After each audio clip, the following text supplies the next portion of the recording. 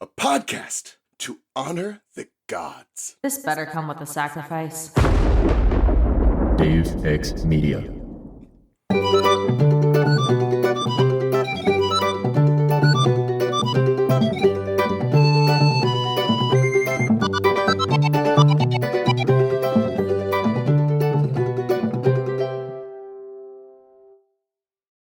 A half-blood of the eldest gods shall listen to this bonus show against all odds. I'm Charlie from Cabin 13. And I'm Ray from Cabin 12. And we are in it, boys. We watched a movie and... We watched a film.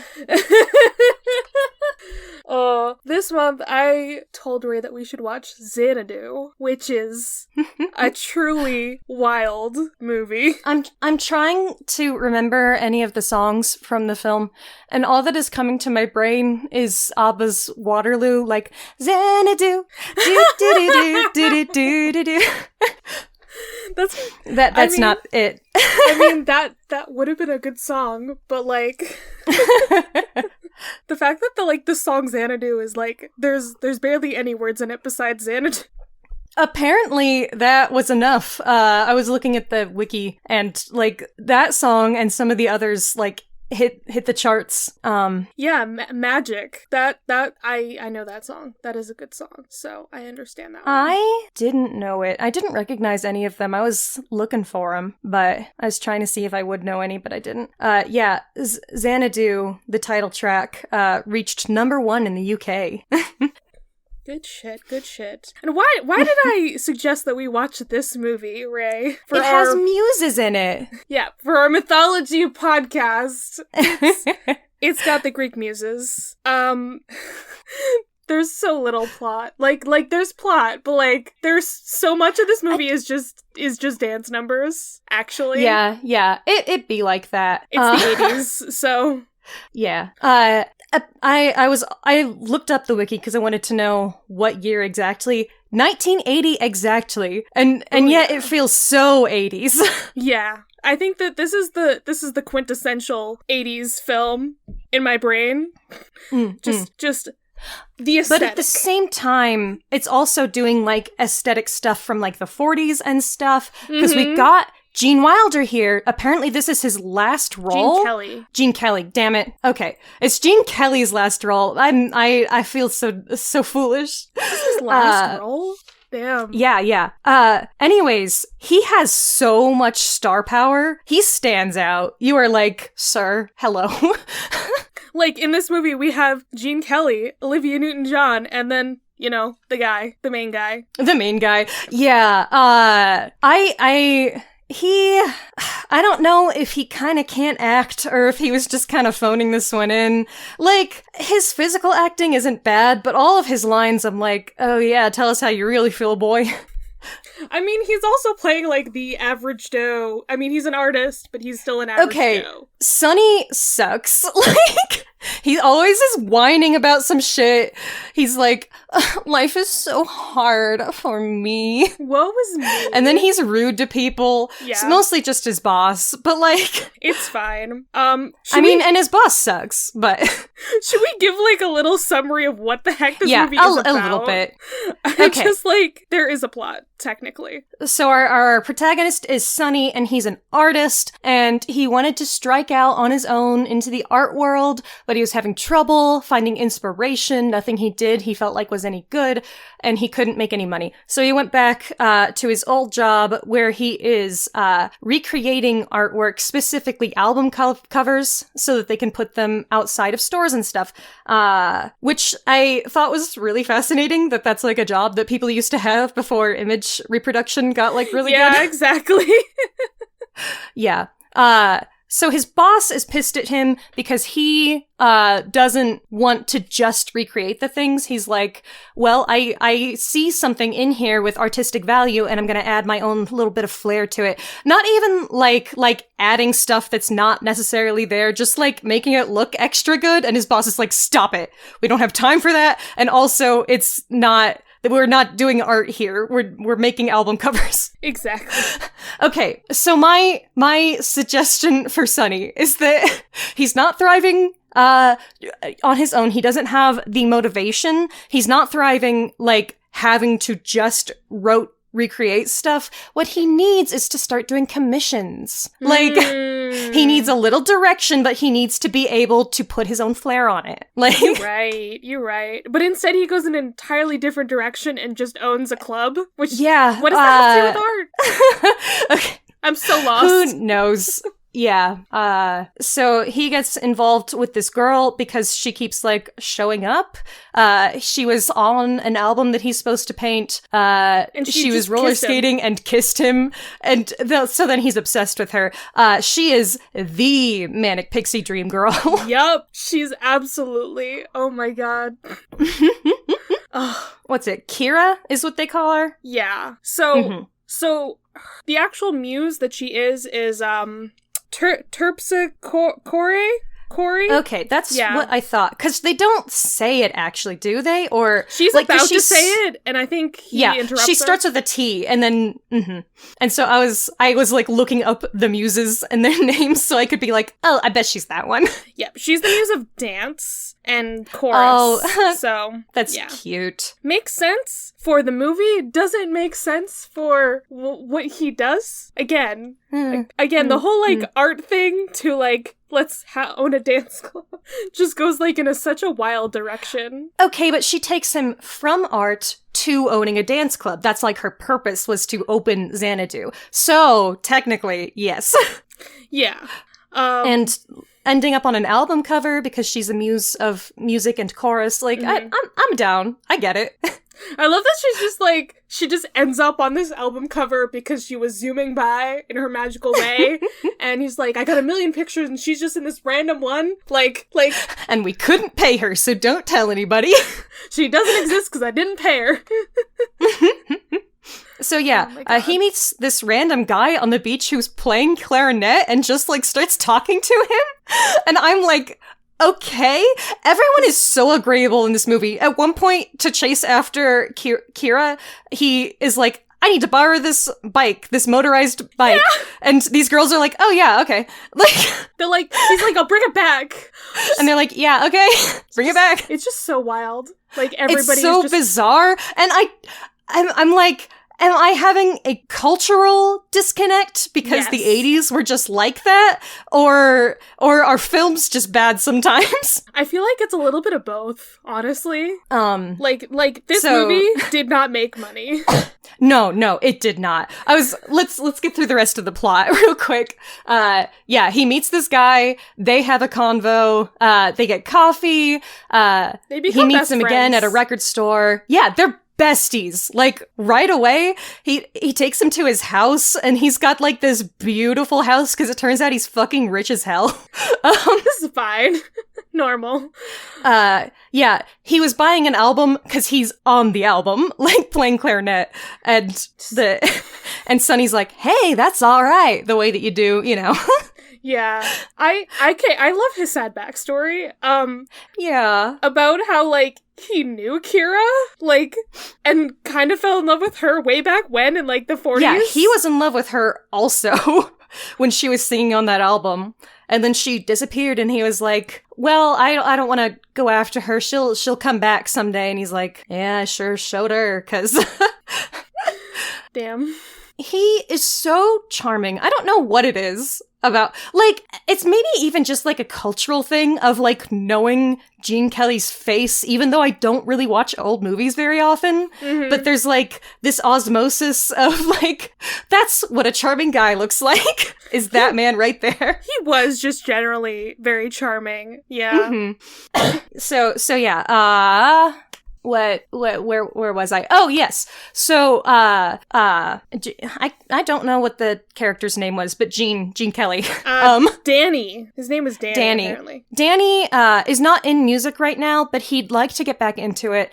He doesn't think that he could really play anymore like he used to, so he wants to open a club, but he hasn't found the right spot for it.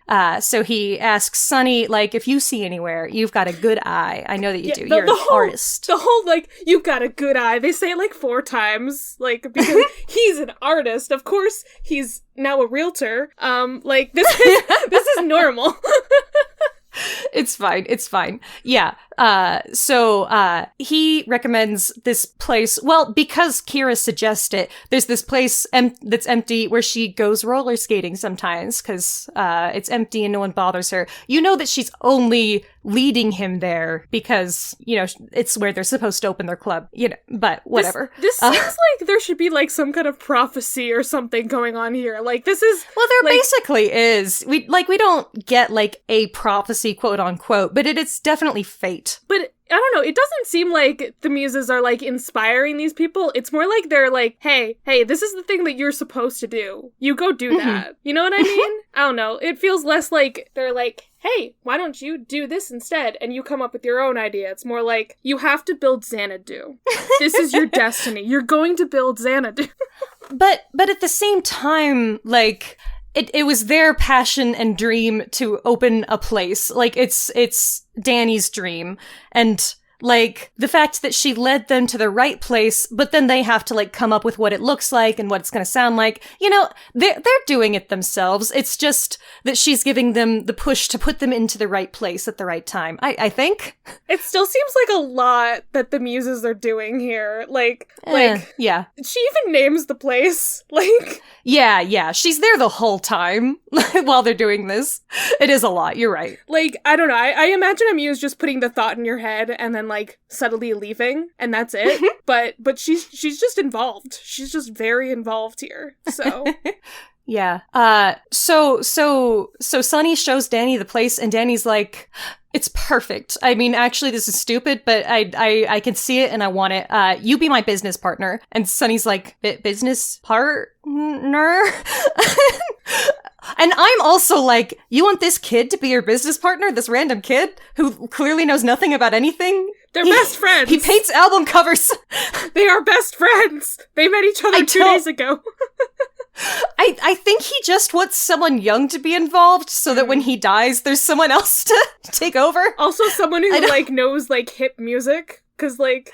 Yeah. But also, what? He's just some random kid. You can't trust some random guy. To be your business partner? Business partner is, he says it's like a marriage, but without the fun part. And I'm like, yeah, it is. And you've known each other for like 2 days. Yeah, you don't get married after 2 days. Ray, is that what this is to you? Is that what us having this podcast is to you? Like marriage, but without the fun? Wow. Getting the tea here. But see, we were friends beforehand. We knew each other, so... For more than 2 days. I know, right? Anyways, that's the whole plot for a long time. And then he finds out that Kira is a muse because she tells him, because she feels guilty because she was, like, also in love with him. I feel like that whole, like, second part, like, the her being a muse thing could have been its own, like, special movie where he's dating a muse, you know? Like, I don't know. It just felt so short with all the, like, I'm a muse. No, look at my weird godly powers where I can just show up in the TV, but I'm also right next to you. That was wild. It was weird. Pretty cool. I was checking the time because I was running out of time while I was watching it. It's like 15 minutes, like, after that happens, after he knows what's up. There's just, like, a bunch of other song sequences before that. Yeah, and then the ending is, like, a bunch of song sequences. So it's like, there is plot somewhere in this movie.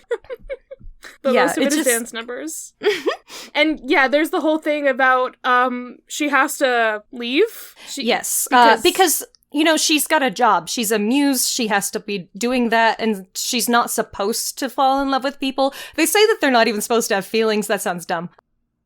Sounds fake. Don't like it. But she sings a beautiful song and convinces Zeus and Hera to... It's not Hera. It's not? No, she's not the mother of the muses. Oh, who is the mother of the muses? So, let's see if I can pronounce her name. Mnemosyne? Yeah. She's the goddess of memory, which is funny if you noticed her lines in that scene where she's like, I always forget this thing and this thing. Huh. Well, it's also, they're making a joke about time because apparently they kind of mix Zeus and Christian God, which I think is weird. Yeah, just but they're like omnipresent, omnipotent, like, and so she's like, is it seconds or years. I forget. Is it past or present? Maybe we'll let them be together for a moment, or maybe forever. I mixed the two of those up. Yeah, that's what Zeus says at the end after she sings her little song, which I think is sweet, because he's doing that on purpose, because he's like, they could have a moment. I just think it's so weird how Sunny is able to find her. Like, I know we see it in the beginning sequence. It's incredible. That's where they're from, but he just, like, runs into a wall where there is art of the Muses, and suddenly... Yeah, it's a mural. There he is. It's some Wile E. Coyote platform 9 3/4 shit, like... Yeah! This is where J.K. Rowling stole it from. I find it delightful. He's roller skating at it. It's so good. Well, that's the aesthetic of the movie. It's all about the roller skating and roller disco. Yeah. So then they go back to Xanadu and they have opening night, and she and the other muses perform for opening night of Xanadu, but then they all like disappear in sparkles. But then there's a waitress and it's just her, and then they get to be together. Yep. So like, good for them. You know, it's nice to have a manic pixie dream girl who actually, you know, gets the guy at the end. Who like actually usually they have to disappear into the ether, and he has to like get like a down to earth girl next door. Yeah, she's just like, no, I want to stay. Like, let me fucking stay and have my happy life here. Okay, so, like we said, this movie absolutely flopped. That's because it's fucking bizarre. Also, it slaps. I love the aesthetic here. The aesthetic is great, the songs are great, but also, like, what is happening? There is, Gene Kelly makeover montage song. Yeah. That's delightful. There's an animated sequence where oh my god, I love the animated sequence though. Yeah, they just do like Disney style, and they turn into fish and birds, and it comes out of fucking nowhere.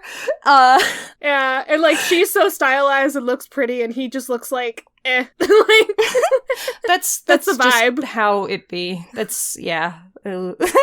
Yeah.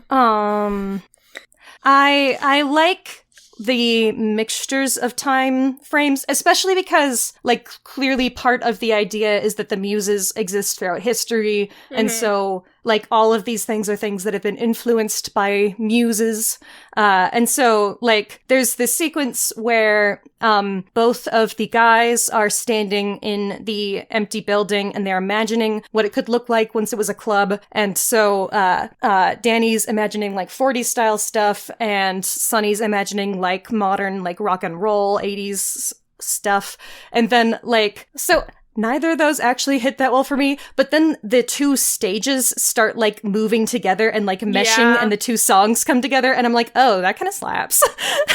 Like, it's so good, actually. It's very good. It's delightful. Like, and that's why this is a cult classic, because it's ahead of its time, but also, like, emblematic of its time. It's too bizarre for anyone to, like, latch onto it right away, but then you're like, haha, they sure worked hard on this absolutely fuck-off crazy thing. That's so fun.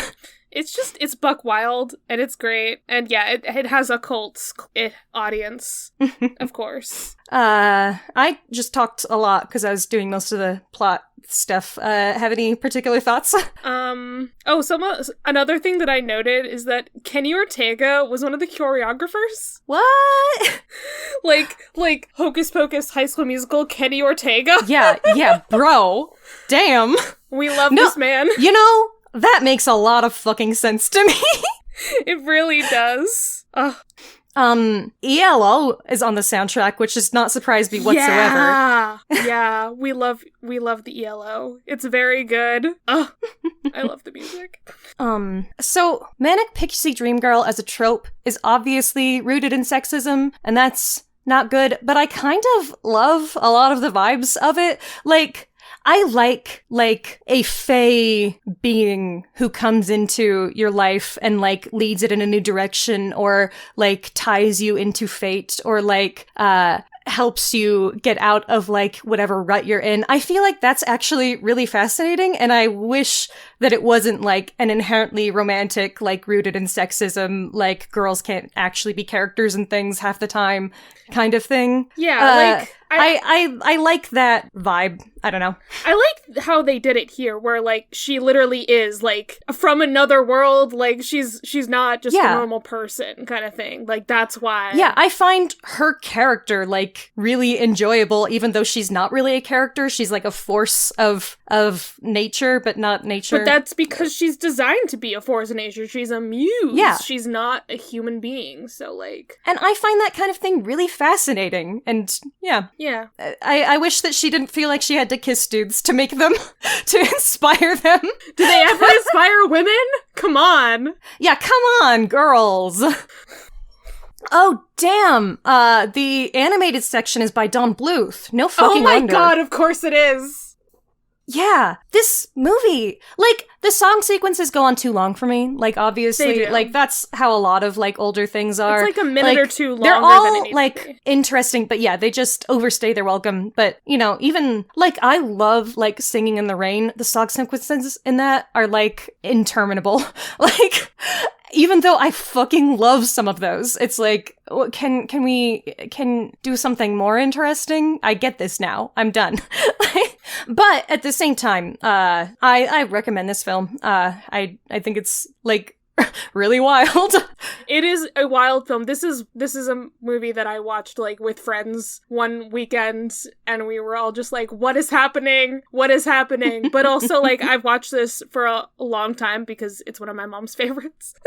Yeah, I've never seen it before, so it was really fun. Yeah, it's just a good time, and like I said, Greek mythology, but also make it 80s. So maybe this is just in the Percy Jackson world. We don't know. I'm down for that. I believe that. You know, it's just a while back, so it could Yeah, have this happened. is just what the muses are doing. We don't see them a lot in Percy Jackson, so that's fine.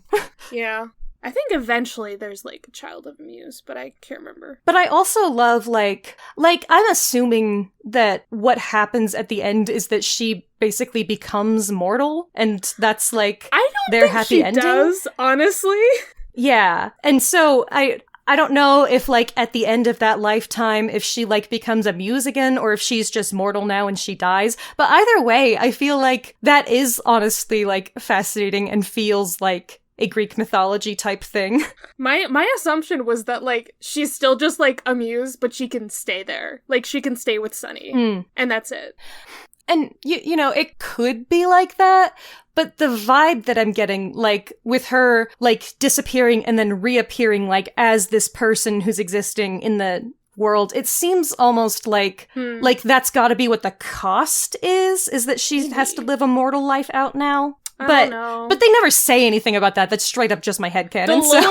The lore. Is there lore? There isn't a lot going on behind this, but, like, man, the beginning sequence when they all, like, come out of the painting, you gotta love that. Yes. Oh my god, the effects in this, they fucking slap. They're so good. They're so funny. They make me so happy.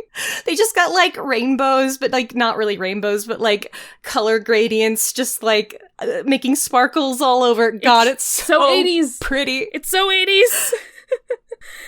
Loved it. And then, like, the Kira and Danny, like, dance number. That was interesting. Because we had to have some of that, like, 1940s Gene Kelly dancing. Of course. Based on the beginning, I really thought it was going to be a lot more about, like, art and inspiration and, you know, where inspiration comes from. And I don't know. I feel like that was almost there, but they didn't really get into it.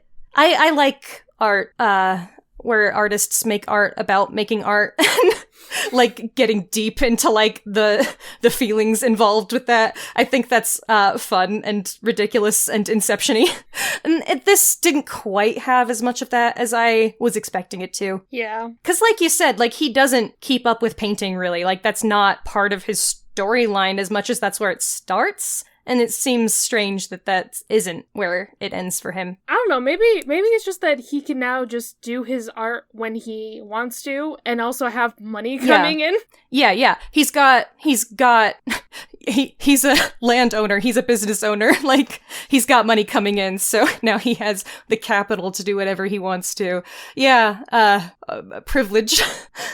Oh, this is interesting. So there's also a stage musical. Oh, I didn't know that. Yeah. And the differences in the musical, Kira is the muse Cleo, who is the muse of history and lyre playing. Don't know how that makes sense, but okay. Maybe it was just an easier name. Like, maybe she's using the name Cleo the whole time and they wanted it to be something that sounded modern. I have so many questions about this one, actually. There are evil muses? What is happening? Oh my god. You can't make this, like, weirder. You can't do that. Oh my goodness. Is the synopsis?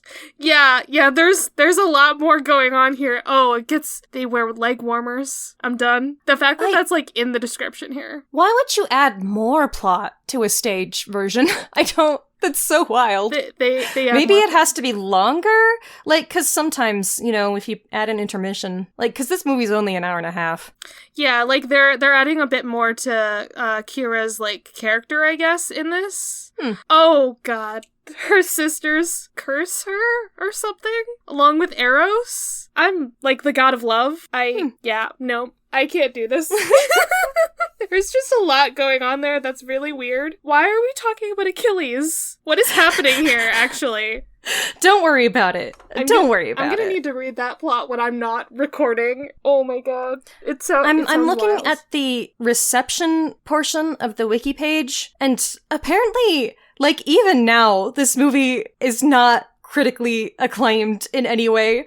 I wouldn't imagine a 29% on Rotten Tomatoes. Consensus states, not even spandex and over-the-top musical numbers can save Xanadu from questionable acting, unimpressive effects, and a story unencumbered by logic. And it's like, yeah, it has all those things, but, like, it kind of slaps, though. This is a movie to not, like, over-dissect too much. This is just, like, good times, and, like, you can also just, like, watch it while you're high and enjoy it. I imagine this to be, like, a fun one to watch I bet you could. I don't like unimpressive effects. Like, come on. Like, as, like, the computer-generated stuff is quirky and old-fashioned and, like, is cute. It's very nice. But, like, at the same time, they have some really fun little practical effects, like, that they obviously worked hard and spent a lot of money on in some of these, like, big numbers. Like, specifically, I'm thinking of the makeover one, where they brought Danny shopping for a new outfit, and, like, I mean, it was ridiculous and pointless, but at the same time, they had, like, you know that one Old Spice commercial, the I'm on a horse, the man your man could smell like, where, like, things just keep, like, popping in and, like, morphing into, like, a new scene? Like, they did that kind of thing, where it's, like, you'll see something on a table, and then he's on the table, and behind this little thing of, like, the game playing thing, and it's, like, really cool, and very, like, seamless, and I don't know, it's fun. They worked hard on it. I like it. Okay. I read the bottom part of the synopsis, and it kind of makes sense, but also just like, why did you add this to this already weird story? So her sisters, like, shot her with an arrow in her heel, and that's why we're talking about Achilles, I guess. But because she was wearing magic leg warmers, the love arrow didn't work, and she actually does love Sunny for real. Aww, I like that. That's fucking cute. I was wondering why the leg warmers were, like, so important to this synopsis, and that's why they are. Incredible. I like that kind of trope, like I think that I've been forced to love you, but actually I genuinely love you because, like, I think that that's fun because it adds conflict to a romantic story that's interpersonal, but at the same time not, like, I don't know. I don't like too much miscommunication stuff, but people feeling like they can't be together even though they have, like, really strong feelings for each other. Like Princess and the Pauper type miscommunication. You know what I mean, where it's just like, it's all like very jumbled and it works out. It's all good. I like when people miscommunicate because they have very strong feelings about certain things. I don't like when people are fucking stupid, which is what happens in some plots. It's just like, I'm not gonna tell that person. It's fine. I'm not gonna tell them. It's like, I'm not gonna tell them because I love them and I care about them and I'm hiding this really dark secret about this thing. Yeah. Yeah, that honestly makes more sense as to why she wouldn't be as to why she wouldn't feel like she should be in love with him, as opposed to we're not supposed to have feelings. She's not a this seems person. so weird. It's weird, but I guess that's she's a goddess. She's a celestial being, and they clearly have emotions about things and talk about things and stuff. I mean, I don't understand. It's just a wild time. Yeah. But that addition makes some sense to me. So as wild as it is, magic legwormers. Magic legwormers add to the plot. My god. I want them to find those magic legwormers in the attic of the big house now, and oh yeah. Well, I hope Kira / Terpsichore and Sunny had a nice demigod child who went to Camp Half-Blood.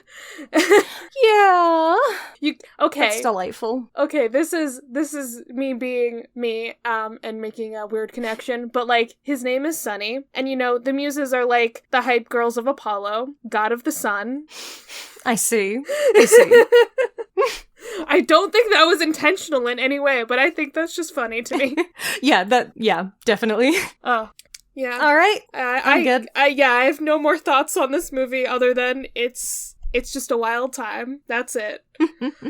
So, I guess I'm gonna just go roller skate into the ether. That's it. Straight into a wall. just straight into a wall. Hopefully I don't just hit the wall and I go through it. We'll see. We'll see.